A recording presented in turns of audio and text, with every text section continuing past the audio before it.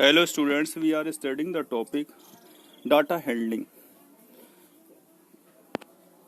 In this topic, first we study the sum defines, then we solve some questions. First we see the define data. It refers to the information in the form of numerical figures. If refers to the information, ये किसको refer करता है? Information को in the form of numerical data, जो कि हमें data जो मिलता है वो न्यूमेरिकल फॉर्म में मिलता है. किस फॉर्म में? न्यूमेरिकल फॉर्म में. जैसे किसी क्लास में कितने स्टूडेंट्स फेल हुए और कितने पास हुए, तो ये किस में आएगा? हमारे काउंटिंग में. जैसे 15 स्टूडेंट्स फेल हुए या 15 स्टूडेंट्स पास हुए और 5 स्टूडेंट्स फेल हुए. तो इस तरीके से जो भी इंफॉर्मेशन हम कलेक्ट करते हैं या पॉपुलेशन की इंफॉर्मेशन कलेक्ट करते हैं, तो ये सब क्या कहलाता है? सब कहलाता है डाटा. और डाटा किस में होता है? न्यूमेरिकल फिगर में.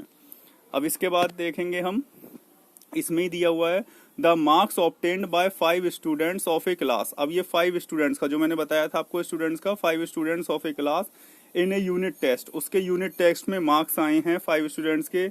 एक के 34 हैं, दूसरे के स्टूडेंट्स के 45 हैं, तीसरे के 65 हैं, चौथे के 67 हैं और पांचवें के हैं 87. तो इस तरीके से इसमें 5 स्टूडेंट्स के यूनिट 2 के मार्क्स दिए हुए हैं यूनिट टेस्ट के. आगे दिया हुआ है we call it the data related to the marks. ये डाटा किससे रिलेटेड है? ये डाटा मार्क्स से रिलेटेड है. ऑब्टेन्ड बाय 5 स्टूडेंट्स, और कितने स्टूडेंट्स के द्वारा, कितने स्टूडेंट्स ने ऑब्टेन किया है? ये 5 स्टूडेंट्स ने of a class unit test. तो इसे क्या बोलेंगे? इसको बोलेंगे हम डाटा. क्या बोलेंगे? डाटा. और ये डाटा किस फॉर्म में है? ये डाटा है न्यूमेरिकल फॉर्म में, मींस काउंटिंग नंबर्स में. तो इसलिए किस में है? ये न्यूमेरिकल फॉर्म में. तो इसलिए इसमें दिया हुआ है कि डाटा जो रेफर्स होता है वो इंफॉर्मेशन होती है और किस फॉर्म में होती है? न्यूमेरिकल फिगर्स में. तो इस तरीके से ये क्या कहलाएगा? डाटा. अब हम नेक्स्ट डिफाइन देखते हैं इसकी. नेक्स्ट डिफाइन है हमारी, ये देखिए, रॉ डाटा. अब एक तो हो गया डाटा, अब एक हो गया रॉ डाटा. रॉ डाटा क्या होता है? Data obtained in the original form is called raw data. जो भी डाटा ओरिजिनल फॉर्म में कलेक्ट किया जाता है, मतलब जैसे अभी अभी हमने मार्क्स देखे थे, स्टूडेंट्स के मार्क्स ऑब्टेन करे हैं, तो वो हमारा रॉ डाटा कहलाएगा, क्योंकि वो ओरिजिनल फॉर्म में किस स्टूडेंट्स ने कितने मार्क्स ऑब्टेन करे हैं, तो वो किस फॉर्म में था? रॉ डाटा की फॉर्म में. ठीक है. तो जो भी डाटा ओरिजिनल फॉर्म में शो किया जाता है वो कहलाता है रॉ डाटा. और उसको फिर हम टेबल वगैरह में कर देते हैं तो आवे स्टेट में आ जाता है. ठीक है. तो ये क्या कहलाएगा? रॉ डाटा, जो हमारी ओरिजिनल फॉर्म में आता है. हमने जैसा का कलेक्ट किया वैसा का वैसा उसको शो कर दिया. अब हम नेक्स्ट डिफाइन देखते हैं. नेक्स्ट डिफाइन में है एर्रे. एर्रे में क्या होता है? Arranging the numerical figures in an ascending और descending order is called an array. Arranging the numerical figure, जो फिगर्स हमने अरेंज करी, जो भी फिगर्स हमने अभी जैसे स्टूडेंट्स की थी वो हमने अभी कलेक्ट करी, किसने कितने मार्क्स ऑब्टेन करे, और उसको फिर हम असेंडिंग और डिसेंडिंग ऑर्डर में अरेंज कर दें. किस ऑर्डर में कर दें? असेंडिंग और डिसेंडिंग ऑर्डर में. तो वो क्या कहलाएंगे? वो कहलाएगा एर्रे. वो क्या कहलाएगा? एर्रे. डाटा को असेंडिंग और डिसेंडिंग ऑर्डर में अरेंज करना एर्रे कहलाता है. ठीक है. फिर हमारी नेक्स्ट डिफाइन देखते हैं. नेक्स्ट डिफाइन है tabulation of data. Tabulation of data क्या है? Arranging the data in A systematic form in the form of A table is called tabulation और प्रेजेंटेशन ऑफ द डाटा. जो भी डाटा हमने arrange किया उसको एक सिस्टेमेटिक फॉर्म में, उसको टेबल में रिप्रेजेंट कर दें. जैसे टेबल बनाई हमने, टेबल बनाई, जैसे यहाँ पे हमने टेबल बनाई इस टाइप से. यहाँ पे स्टूडेंट्स के नेम आ गए, यहाँ तो नेम लिख दें हम स्टूडेंट्स के, और यहाँ पे मार्क्स लिख दें. तो ये जब हम इसको इसके यहाँ पे लिखेंगे सब ये सब चीजें, तो क्या हो जाएगी? ये टेबुलेशन हो जाएगा. क्या हो जाएगा? टेबल बना दी, तो टेबुलेशन ऑफ डाटा हो गया ये.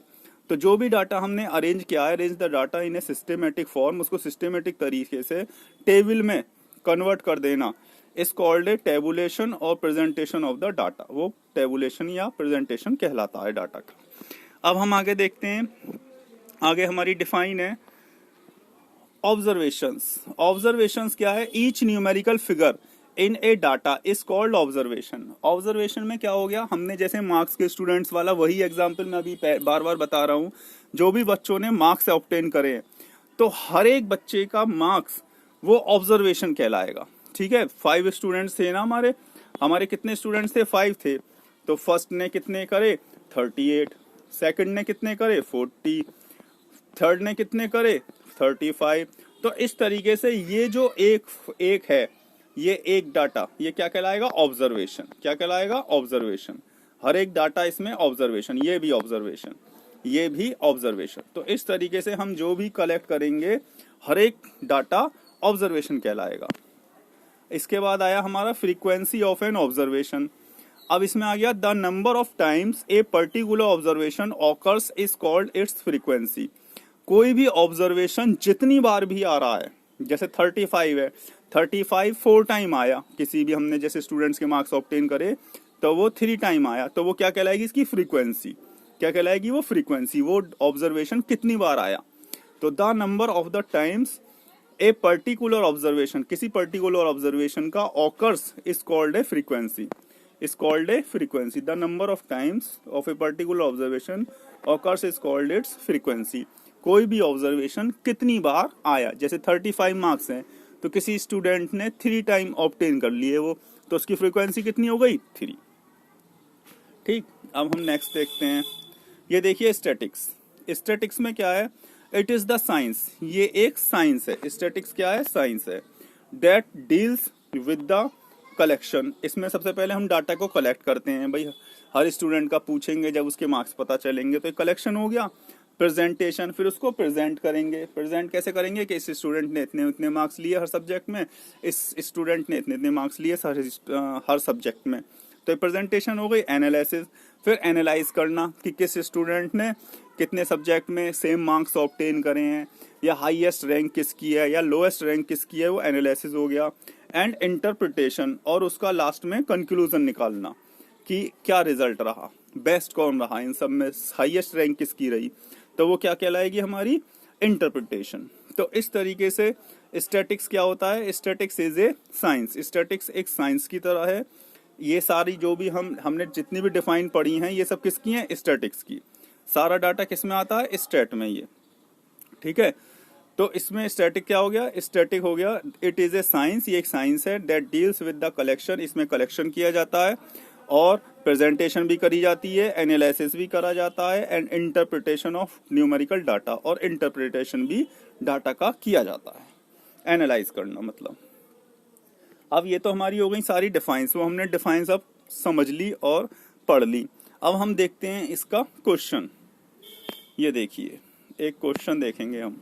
ये इसमें हमें क्वेश्चन दिया हुआ है कि question number 1, the number of children in 25 family. एक फैमिली में, कॉलोनी में, of a colony are given below. एक कॉलोनी में 25 फैमिली हैं और वहाँ पे हर फैमिली में कितने कितने बच्चे हैं ये शो किया हुआ है। ठीक है, 25 फैमिली है, इसको हम काउंट करेंगे तो 25 है ये। ठीक है, represent the above data in the form of A frequency distribution table. Frequency distribution table में इसको रिप्रेजेंट करना है। फ्रीक्वेंसी डिस्ट्रीब्यूशन टेबल कौन सी आ गई, जो मैंने आपको बताई थी, डिफाइन टेबुलेशन ऑफ डाटा, ये वो ये टेबुलेशन ऑफ डाटा। तो फ्रीक्वेंसी डिस्ट्रीब्यूशन टेबल बनानी है इसके लिए हमें। तो पहले आप क्वेश्चन को समझ लीजिए। 25 फैमिली हैं, यदि हम इसको काउंट करेंगे तो 25 होंगे। 1 2 3 4 5 6 7 8 9 10 11 12 13 14 15 16 17 18 19 20 21 22 23 24 25। तो ये सारे हमारे 25 हो गए। तो 25 फैमिली में पहली फैमिली देखी, उसमें 2 हैं, दूसरी में 0 है। इस तरीके से ये सारी इन्फॉर्मेशन दी हुई है। अब हम इसकी टेबुलेशन करेंगे। देखिए पहले इसकी टेबल बनाएंगे। ये देखिए टेबल हो गया ऑब्जर्वेशन, पहला आ गया हमारा ऑब्जर्वेशन, पहली हेडिंग रही ऑब्जर्वेशन की। ये सारे ऑब्जर्वेशंस हैं। तो ऑब्जर्वेशन कौन कौन से हैं, मतलब कितने कितने चिल्ड्रन हैं। एक तो 0 भी हैं बच्चे, एक 1 भी हैं, फिर 2 भी हैं, फिर 3 भी हैं, फिर 4 भी हैं। हाईएस्ट 4 है, 4 से ज्यादा है ही नहीं। यदि 4 से ज्यादा 5 भी होते तो एक कॉलम और बनाते हम 5 का, लेकिन यहाँ पर हाईएस्ट कितने हैं 4। तो हमने हर एक ऑब्जर्वेशन को लिख लिया, 0 1 2 3 4, बस इतने ही चाइल्ड हैं। अब हम इसके बाद नेक्स्ट कॉलम होगा टैली मार्क्स का, इसे बोलते हैं टैली मार्क्स। ठीक है, वो इस टाइप से, जैसे 0 कितने हैं तो 0 2 हुए तो सपोज करो 2 लिख देंगे। ठीक है, और यहाँ पे भर देंगे नंबर ऑफ चिल्ड्रन कितने हो गए, इनको गिन के 2। अब इसमें एक चीज और रखनी है, ध्यान रखनी है। सपोज करिए 1 में हमारे 7 आते हैं, तो 7 कैसे मार्क्स लगते हैं, पहले हम 1 2 3 4 ऐसे करके 4 लगा लेंगे, ठीक है। और 5 जो लगेगा वो 5 इस कॉर्नर से होकर के इस कॉर्नर को कट करेगा, ये 5 वाला होता है तिरछा होकर के, ठीक है। ये टैली मार्क्स लगाने आने चाहिए। और जो अब नेक्स्ट 6 लगेगा वो आगे लगेगा, ये हो गया 6, और भी आगे लेना है 7, तो ये हो गया 7। तो ये आप सभी को ध्यान में रखना है कि जब हम 4 के बाद 5th काट लेंगे टैली मार्क, ये सब टैली मार्क्स हैं जो हम बता रहे हैं, तो उसको क्रॉस करके लेंगे 5th वाले को, जैसे 1 2 3 4, और 5th कैसे लगेगा, वो 5th इस टाइप से होगा, ये हो गया 5th, फिर 6th 7th, ठीक है, 8 9, फिर 10 लेंगे 5th वाला, तो फिर हो जाएगा ये इस टाइप से। तो ये ध्यान रखना है आपको, 5th वाला जो मार्क आएगा वो क्रॉस में आएगा, ठीक है। अब हम देखते हैं 0 के कितने हैं, तो 0 के देखेंगे, एक 1 2, बस 2 ही है 0, तो हम 2 लगा देते हैं, ठीक है। तो हम क्या लगाएंगे 2, 0 के आगे 2 टैली मार्क्स लग गए, ये लग गए 2, ठीक है। 2 थे हमारे 0, तो हमने 2 लगा दिए। अब क्या है 1 कितने हैं, तो 1 काउंट करेंगे, 1 2 3 4 5 6, कितने आ रहे हैं 6, तो 6 लगाने के लिए हम क्या करेंगे 1 2 3 4 5 ये होगा, और एक 6 आगे हटके होगा, ठीक है। मैंने बताया था 5 वाला क्रॉस जाएगा। तो अब देखिए हम देखते हैं, ये हो गए 4 तो ऐसे आ गया, और 5th इसको काटेगा, ये काट दिया 5th ने, ये आ गया 5th वाला नंबर। इसके बाद फिर 6th आएगा आगे, ये आ गया 6। तो इस तरीके से कितने हो गए 1 वाले में, इसमें हो गए 6 टैली मार्क्स, ठीक है। अब हमारा फिर नेक्स्ट है हमारा सेकंड 2 कितने इसमें है, तो 1 2 3 4 5 6 7 8 9, कितने आ गए 2, हमने ऊपर मार्क लगा के देखे तो हमारे 9 आ रहे हैं, कितने आ रहे हैं 9, तो हम 9 टैली मार्क लगाएंगे। कैसे लगेंगे 9, 1 2 3 4 5, ठीक है, 5 हो गए, ये ग्रुप बन गया 5 का, 6 7 8 9, ये हो गए 9। देखिए अब इस तरीके से ही आएंगे ये देखिए 4 आ गया, 5th इसको काटेगा, ये काट दिया 5th ने, और बाकी कितने बचे 4 और लगाने हैं, 5 का तो ग्रुप हो गया, अब 4 और लगाने हैं, 4 देखिए ये आ गए हमारे 4, तो हो गए 9, कितने हो गए 9। अब इसके बाद में फिर हम नेक्स्ट है हमारा 3, अब 3 काउंट करेंगे, ऊपर देखिए मैं ऊपर मार्क लगा रहा हूँ, 3 कितने हैं 1 2 3 4 5 है 3, कितने हैं 5, तो हम 5 लगा देंगे, 1 2 3 4, और 5th वाला इस टाइप से क्रॉस करके, ठीक है। देखिए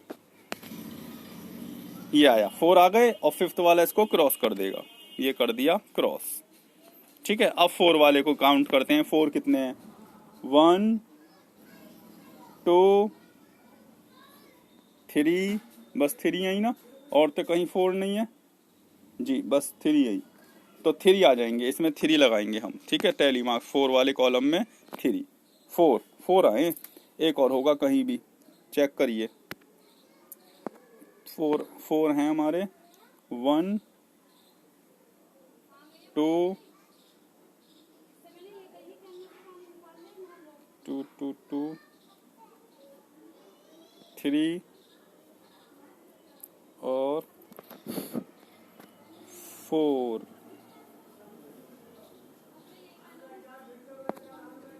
3 और 4 को हम देख, तो ये हमारे 4 3 हैं, हमने काउंट करे, इसमें हमने काउंट करे तो कितने आए ये हमारे 3, 1 2 3 यहीं 4 हमारे, तो हमने 3 टैली मार्क्स लगा दिए, कितने लगा दिए टैली मार्क्स 3, ठीक है। अब इसके बाद हम क्या करेंगे, इसके बाद हम इनको काउंट करके यहाँ लिखेंगे नंबर ऑफ चिल्ड्रन में, कहाँ लिखेंगे नंबर, अब ये कितने हैं 2, तो 2 लिख देंगे, ये कितने हैं 6 लिख देंगे, ठीक है। अब इस तरीके से हम लिखते हुए चले जाएंगे। अब 0 वाले देखिए कितने हैं, ये 2 आ गए, ठीक है। इसके बाद 1 ऑब्जर्वेशन वाले कितने हैं 6 आ गए, 2 ऑब्जर्वेशन वाले कितने हैं 9 आ गए, काउंट करके लिख दिए। 3 ऑब्जर्वेशन वाले कितने हैं 5, 4 ऑब्जर्वेशन वाले कितने हैं 3। अब हम इन सब का टोटल कर देंगे, इन सब चिल्ड्रंस का टोटल कर देंगे, तो कितना आना चाहिए, वो आना चाहिए 25 फैमिलीज, क्योंकि ये क्या है, ये फैमिलीज हैं, क्या हैं ये सारी की सारी फैमिलीज, ठीक है। क्या आएंगे यहाँ पर, नंबर ऑफ फैमिलीज। ठीक है, तो हमने काउंट करेंगे इसको टोटल करके। तो ये देखिए हम टोटल करते हैं इसको, ये आया हमारा 25। हमने इसको टोटल करा, 2 और 6 8, 8 और 9 17, 17 और 3 20, 20 और 5 25। तो 25 कितने आ गई फैमिलीज, 25 क्या आ गई फैमिलीज। ठीक है, हर फैमिली में आ गए कितने कितने स्टूडेंट्स थे, है ना। अब हम देखते हैं इसके बाद नेक्स्ट क्वेश्चन। ये तो आप लोगों के अच्छे से समझ में आ गया होगा आई होप। अब ये देखिए फिल इन द ब्लैंक्स दिए हुए हैं। अब इसमें फर्स्ट फिलिंग द ब्लैंक्स में data means information in the form of. Data means, data का क्या मीन्स होता है, information in the form of. किस फॉर्म में होता है, किस फॉर्म में होता है डाटा, न्यूमेरिकल फॉर्म में। किसमें, न्यूमेरिकल फिगर्स में। किसमें होता है डाटा, न्यूमेरिकल फिगर्स में। तो हम क्या फिल कर देंगे, न्यूमेरिकल फिगर्स। सेकंड है data obtained in the form is called raw data. Data obtained, जब डाटा ऑब्टेन होता है इन द, किस कौन सी फॉर्म में, कौन सी फॉर्म में होता है डाटा ऑब्टेन, डाटा ऑब्टेन होता है ओरिजिनल फॉर्म में। किस फॉर्म में, ओरिजिनल फॉर्म में, इज कॉल्ड रॉ डाटा। तो वो क्या कहलाता है, रॉ डाटा। देखिए ये आ गया, original form is called raw data, तो वो क्या कहलाता है, रॉ डाटा। ठीक है, अब हम ये नेक्स्ट देखेंगे third, arranging the numerical figures in an ascending और descending order is called an, क्या कहलाता है, डाटा को असेंडिंग ऑर्डर में अरेंज करना और डिसेंडिंग ऑर्डर में अरेंज करना। ये हमने डिफाइन भी पढ़ी थी, तो वो क्या कहलाता है, एर्रे। क्या कहलाता है, एर्रे। ये देखिए ये आया एर्रे। अब नेक्स्ट देखते हैं, नेक्स्ट में फिल इन द ब्लैंक्स में the number of times a particular observation occurs is called its, the number of times a particular observation, कोई भी ऑब्जर्वेशन जितनी बार भी आता है, ऑकर्स माने आता है, इज कॉल्ड इट्स, वो क्या कहलाती है, उसकी फ्रीक्वेंसी। क्या कहलाती है, फ्रीक्वेंसी। ये डिफाइन है पूरी सारी की सारी। तो ये आ गई हमारी फ्रीक्वेंसी। क्या आ गई, कोई भी पर्टिकुलर ऑब्जर्वेशन जितनी बार भी उसमें आता है तो वो क्या कहलाता है, उसका फ्रीक्वेंसी। इसके बाद फिर नेक्स्ट है last, arranging the data in the form of A table. किसी भी डाटा को टेबल की फॉर्म में अरेंज करना क्या कहलाता है, टेबुलेशन ऑफ द डाटा। क्या कहलाता है, टेबल की फॉर्म में अरेंज करना, मैंने बताया था वो क्या कहलाता है, टेबुलेशन ऑफ डाटा। तो आ गया टेबुलेशन ऑफ डाटा। तो इस तरीके से आपने इसकी डिफाइन भी पढ़ ली और जितने एक क्वेश्चन इतने अच्छे से समझ भी लिया। आप लोगों के टैली मार्क्स भी लगाने आ गए होंगे और उसका टोटल वगैरह करना भी आ गया होगा। और ये फिलिंग द ब्लैंक्स डिफाइन की हैं जो आपकी अच्छे से समझ में आ गई होंगी। Thank you very much and have a nice day.